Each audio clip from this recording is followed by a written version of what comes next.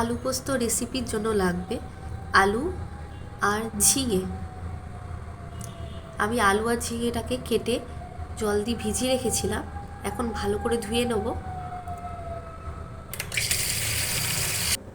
লাগবে পোস্ত আর নুন, হলুদ, শুকনো লঙ্কা, তেজপাতা, পাঁচফোড়ন, এগুলো সব কড়াইতে দিয়ে ভালো করে নেড়ে ছেড়ে তৈরি করতে হবে। চলুন তাহলে রেডি করা যাক।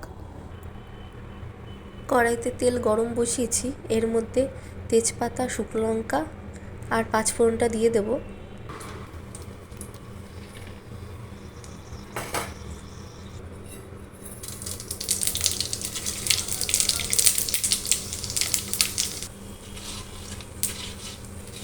এর মধ্যে কেটে রাখা আলুটা দিয়ে নুন হলুদ দিয়ে ভালো করে নেড়ে ছেড়ে নেব। দিয়ে দিচ্ছি দুটো কাঁচা লঙ্কা মাঝখান দিয়ে চিড়ে।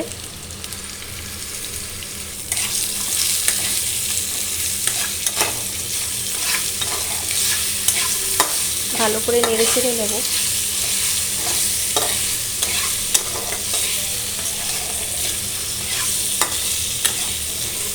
কেটে রাখা ঝিঙেটাও কড়াইয়ের মধ্যে দিয়ে দেবো।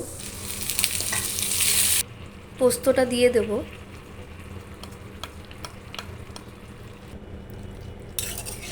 দেখুন কালারটা কি সুন্দর চেঞ্জ হয়েছে। দিয়ে দেব সামান্য পরিমাণ জল, দিয়ে এটা ঢেকে দেব। পুরো 15-20 মিনিট ঢাকা দেওয়া থাকবে। তারপর সামান্য চিনি দিয়ে নেড়ে চেড়ে নিলে আজকের রেসিপি তৈরি।